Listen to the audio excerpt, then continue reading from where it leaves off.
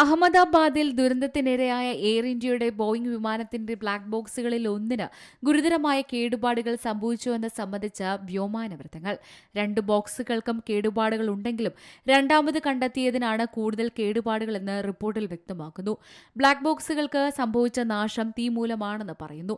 കേടുപാടുകൾ ഉണ്ടായതിനാൽ പ്രാദേശിക വിദഗ്ധർക്ക് വിവരം ശേഖരിക്കാൻ കഴിയാത്ത സാഹചര്യമാണെന്നും അതിനാൽ ബ്ലാക്ക് ബോക്സ് യുഎസിലേക്ക് അയക്കാനുള്ള തീരുമാനത്തിലാണെന്നുമുള്ള റിപ്പോർട്ട് കഴിഞ്ഞ ദിവസം പുറത്തുവന്നിരുന്നു.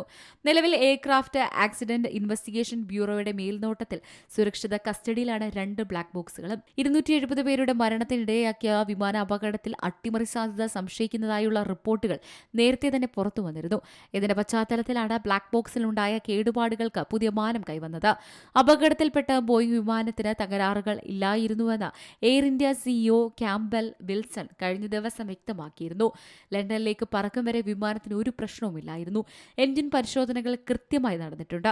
വലതുവശത്തെ എഞ്ചിന്റെ അറ്റകുറ്റപ്പണി മാർച്ചിലാണ് നടന്നത്. ഇടതുവശത്തെ എഞ്ചിൻ ഏപ്രിലിൽ പരിശോധിച്ചിരുന്നു.